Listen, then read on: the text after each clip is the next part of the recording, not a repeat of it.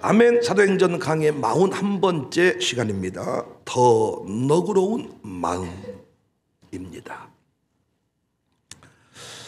오늘 본문은 사도 바울이 그리스의 몇몇 도시, 즉 데살로니가, 베레아, 아테네, 고린도에서 복음 전하는 내용을 기록하고 있습니다. 바울은 빌립보를 떠나서 남쪽으로 내려가는 중에 임바볼리와 아볼로니아는 그냥 지나가는 수준으로 들립니다.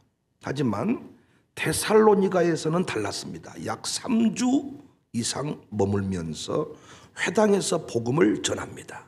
바울의 일관된 선교 패턴이 회당을 찾아서 복음을 전하는 것입니다. 1절, 그들이 암비볼리와 아볼로니아로 다녀가 데살로니가에 이르니 거기 유대인의 회당이 있는지라. 바울이 자기의 관례대로 그들에게로 들어가서 새 안식일에 성경을 가지고 강론했다. 바울은 많은 복음의 열매를 기대했을지도 모르지만 현실은 달랐습니다. 헬라인 일부를 제외하고 유대인들이 바울의 일행을 공격합니다. 5절, 그러나 유대인들은 시기하여 저자의 어떤 불량한 사람들을 데리고 때를 지어 성을 소동하게 하여 야손의 집에 침입하여 그들을 백성에게 끌어내려고 찾았다. 발견하지 못하며 야손과 및 형제들을 끌고 읍장들 앞에 가서 소리질러 이르되 천하를 어지럽게 하던 이 사람들이 여기도 이름에 야손이 그들을 맞아들였도다.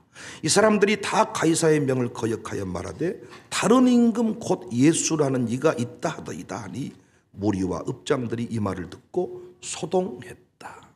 졸지에 야손이라는 사람이 피해를 보게 되었지요. 결국 보석금을 걸고 풀려납니다. 9절, 야손과 그 나머지 사람들에게 보석금을 받고 놓아주었다. 어쩔 수 없이 바울의 일행은 야반 도주하듯이 베레아로 떠납니다. 10절, 밤에 형제들이 곧 바울과 실라를 베레아로 보내니 그들이 이르러 유대인의 회당에 들어갔다. 그런데 베레아 사람들은 데살로니가 사람들과 달랐다고 합니다. 11절, 베레아에 있는 사람들은 데살로니가에 있는 사람들보다 더 너그러워서 간절한 마음으로 말씀을 받고 이것이 그러한가 하여 날마다 성경을 상고했다. 다른 번역을 참조해 보면 마음이 트인 사람들이어서, 신사적이어서. 저자는 이 두 도시를 의도적으로 비교하면서 베레아 사람들이 더 너그러웠다, 이걸 강조합니다. 데살로니가는 당시 마게도냐의 수도입니다. 반면에 베레아는 한 기퉁이 촌락 수준에 불과합니다. 아마도 데살로니가 사람들이 베레아 사람들보다 더 똑똑했을 것이고 더 많이 배웠을 것입니다. 하지만 본문에서 강조하는 핵심은 베레아 사람들의 마음 상태입니다. 베레아 사람들이 더 너그러웠다. 주시는 메시지가 분명하지요. 하나님의 은혜는 고상하고 수준 높은 사람에게 임하지 않는다는 것입니다. 성령님의 역사도 마찬가지입니다. 성령님을 생수로 비유를 하는데 성령의 생수는 낮은 곳으로 흘러요. 너그러운 마음을 찾아 그곳에 쏟아 부어버리십니다. 그래서 성령님의 역사를 체험하고 싶다면 교만의 옷을 찢고 낮은 자리에서 아멘 해야 합니다. 편견을 버리고 믿어야 돼요. 고집을 피우지 않고 순종할 때 그곳에서 복음의 확장이 일어납니다. 그래서 베드로를 사람 낚는 어부라 칭하시기 전에 빈 배에서 잘난 베드로를 부셔버립니다. 말씀에 의지하여 그물을 내립니다 할 때 영화로 찍었으면 이빨을 걸면서 어린 입술을 물으면서 다 해봤는데 이런 표정이라니까요. 해봤다니까요, 밤새도록. 예수님은 목수 아닙니까? 고기 잡는 것까지 왜 이래라 저래라 하세요? 그렇지만 던져봅니다. 여기서 박살이 나는 거예요. 주여, 죄인이로소이다, 나를 떠나세요. 똑똑한 빌립을 벳세다 광야에서 시험하셨습니다. 고정관념, 그동안의 경험이나 통계를 가지고 주의 일을 하지 말라는 것입니다. 어디서 나서 이들을 먹이겠느냐 했는데 그동안의 경험치를 가지고 계산기를 가지고 이만큼 있어도 부족하겠습니다. 산수를 얘기합니다. 주님은 어디서라고 물었는데 이들은 산수합니다. 계산이 나쁘다는 게 아닙니다.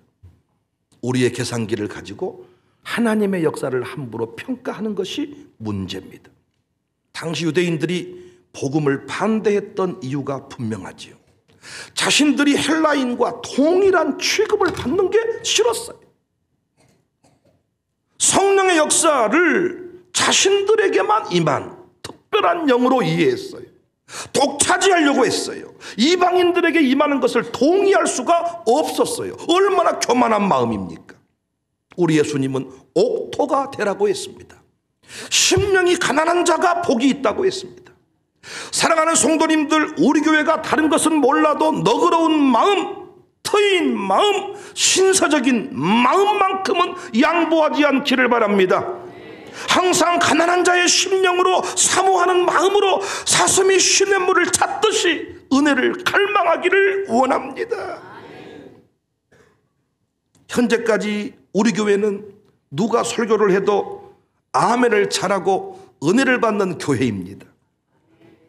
제가 한 주간 동안 필리핀 가 있어도 여러분의 아멘 소리는 변함이 없습니다.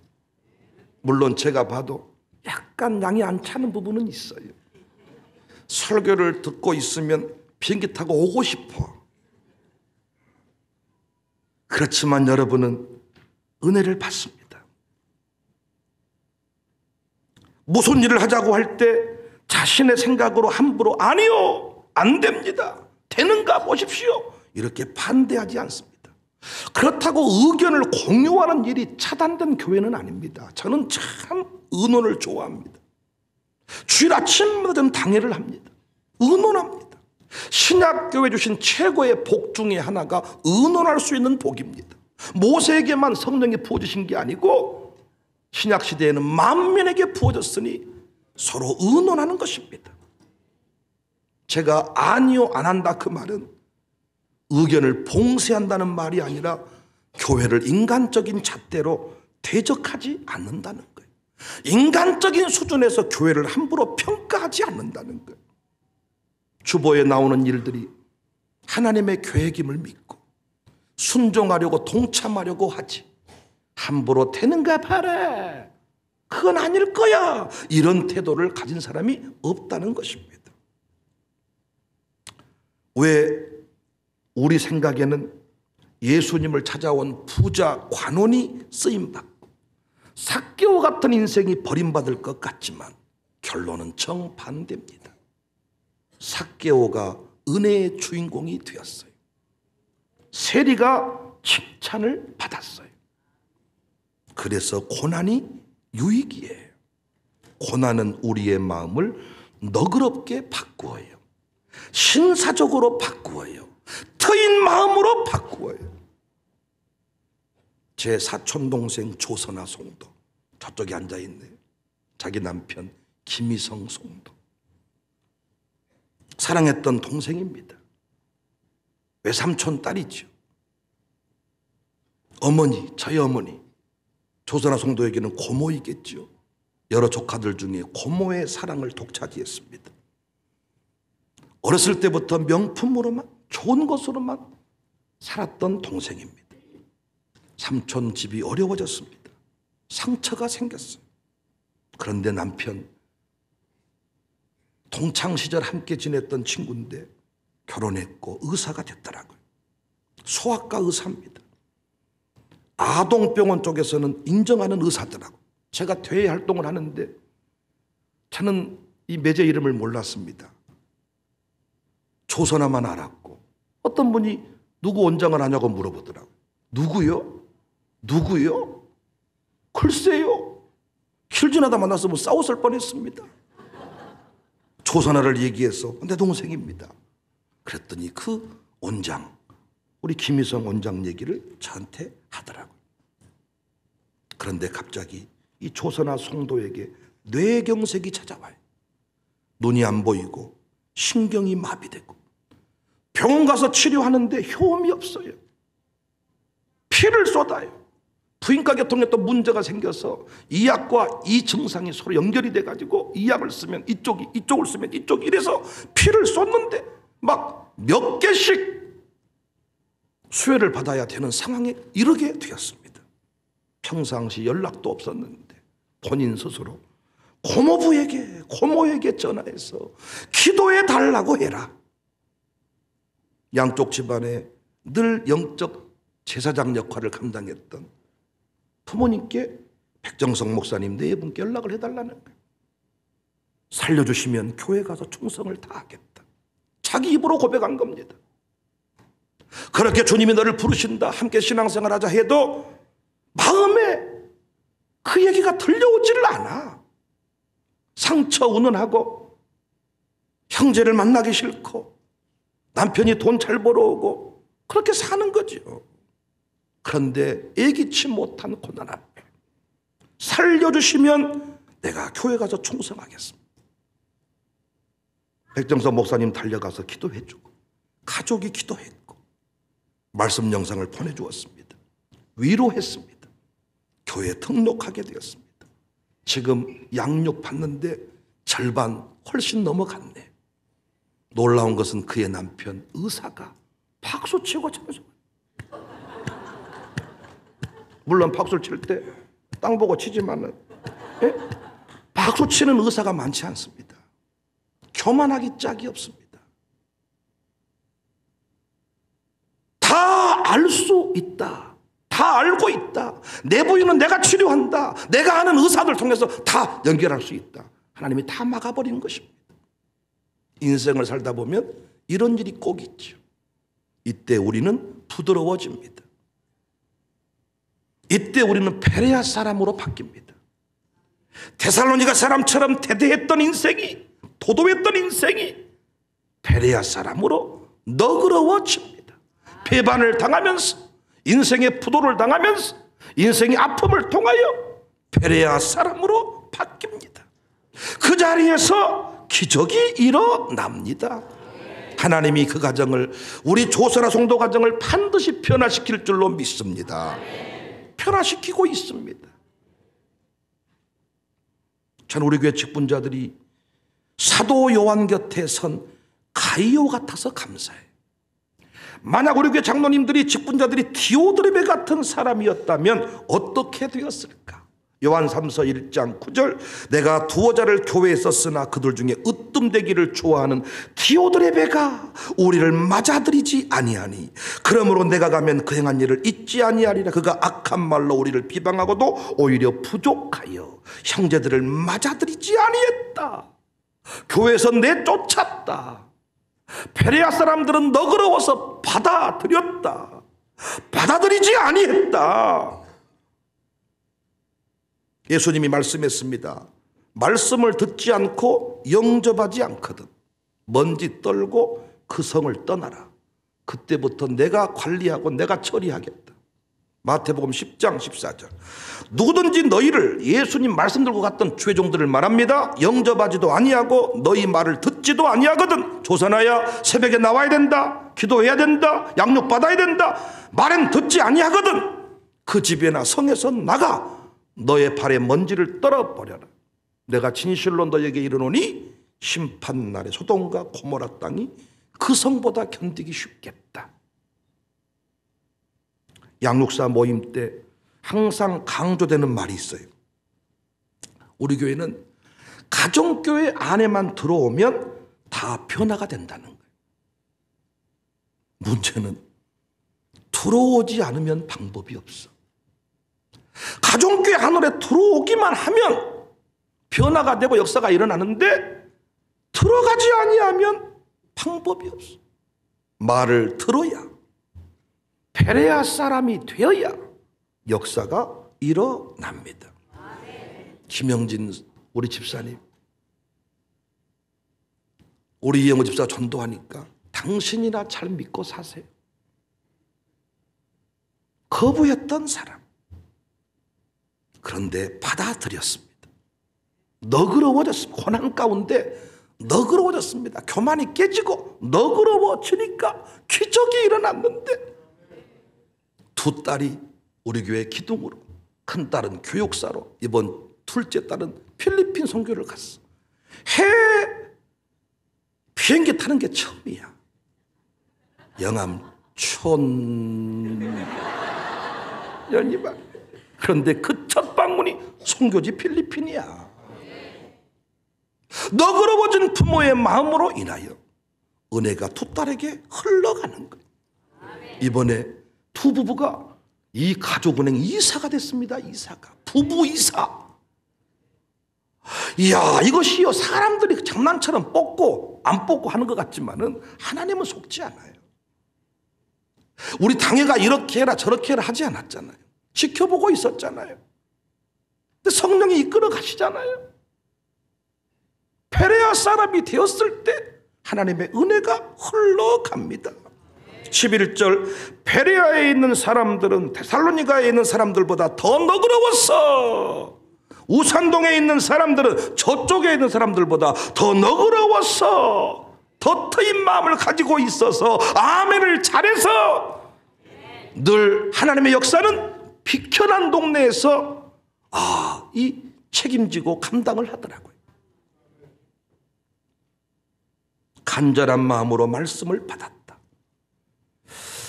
아마 바울이 이 베레아 지역에서 말씀 전하던 중에 영역이 회복되지 않았을까. 평상시 설교와는 차원이 다른 메시지를 전했을 것 같습니다. 설교자라면 알고 있어. 빨아당기는 힘이 있다는 것을, 사모하는 심령 위에 폭포수 같은 은혜가 부어진다는 것을, 똑같은 백윤영인데 아멘을 잘하는 교인들 앞에 서면 백윤영은 내가 아는 백윤영이 아니야. 영역이 7배나 더해져. 영역이 막 회복이 되고, 이야, 거기서 막 불이 튀어나가는 거예요. 예수님 고향 동네 가서 기적을 행하지 못했습니다. 강팍한 마음으로, 무디워진 마음으로 지켜보고 있기 때문에. 우리 이자연 집사가 오늘 전도했는데, 문제는 교회 안에까지, 센터 안에까지는 들어왔는데 가정교회 안으로 안 들어오는 거예요. 양육사가 머리를 자르고 머리를 볶고 별짓을 다 해도 머리 얘기만 하지 안 들어오는 거예요. 어떻게 하다가 한 번 걸려, 두 번 걸려. 어느 날을 보면 막 차에 타고 있어. 어디 가냐 물어봤더니 영암 간대. 왜? 가정교회 모임 간대.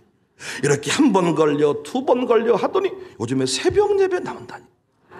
그런데 그를 통해서 그 이웃집 사장님이 전도가 돼가지고 가정교회 하늘에만 들어오면 역사가 일어나는데, 그 엄마가 계속 대대한 마음으로 데살로니가 그 사람들처럼 살았으면 방연이는 지금 어떻게 됐겠습니까? 흑기가 충만한 놈이 마이크만 잡으면 아주 그냥 막 이러는, 나이트 클럽밖에 더 가겠습니까? 모르긴 모르지만 그 부부도 나이트 클럽에서 만나지 않았나?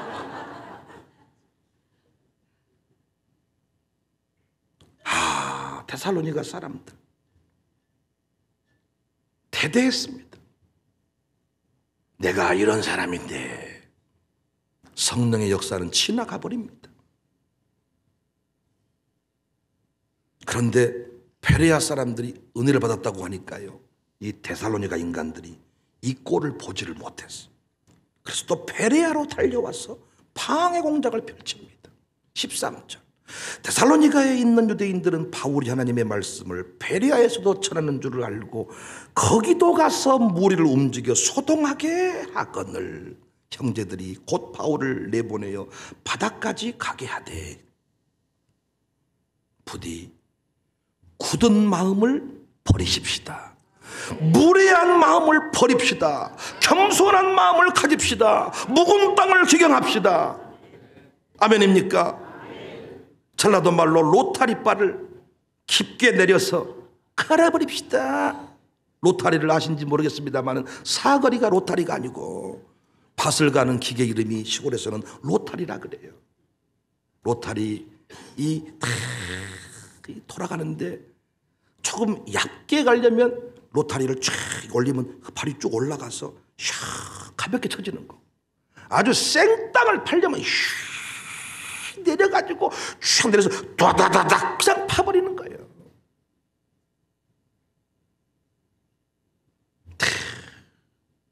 똥폼 잡고.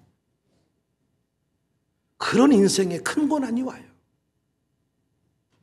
너그러워져야 씨가 싹을 내고 열매를 맺을 수 있으니까. 자신을 부인하되 확실하게 부인하셔야 돼. 더 너그러운 마음을 달라고 기도하셔야 돼. 아파트 값이 올라가게 해달라고 기도하시지 말고, 그건 하나님이 하실 일이니까. 하나님, 내 마음이 너그러워지기를 원합니다. 아멘을 다 잘할 수 있기를 원합니다. 왜 피택 해놓으면 아멘을 잘하는데 피택 된 뒤부터는 아멘 이렇게 된지 몰라.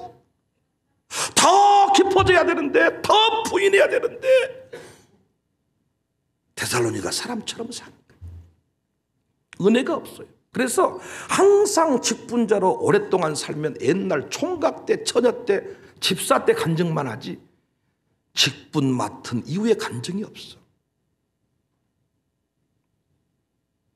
부흥의 성패는 더 너그러운 마음에 달려 있습니다. 전 디아크 대표 문영길 장로의 조언을 잊을 수가 없어요. 제가 필그림 호텔 건축 얘기를 하면서 우산동에 멋진 집을 짓고 싶다고 했더니 자신이 알고 있는 최고의 설계사를 소개해 주겠다 그래요. 그러면서 하는 말이, 목사님이 가지고 있는 생각을 내려놓을 수 있겠습니까? 제 아들들이 연으로만을 보면서 아버지가 건축에 관여를 안 하니 작품이 나왔네요. 아버지 스타일이 있는데. 저는 그 말을 잊을 수가 없어요. 내가 가고자 하는 길이 있어. 그 길로 가면 백윤영 수준이에요.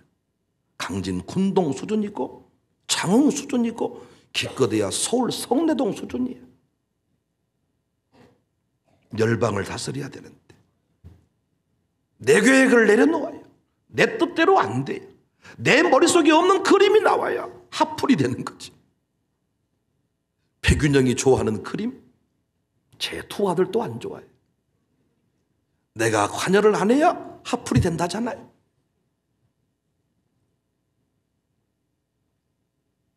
한 무신론자의 기도라는 시가 있었습니다. 제 눈을 사로잡았네. 어느 무신론자의 기도. 하나님, 당신의 제단에 꽃 한 송이 바친 적 없으니 절 기억하지 못하실 겁니다. 그러나 하나님, 모든 사람이 잠든 깊은 밤에는 당신의 낮은 숨소리를 듣습니다.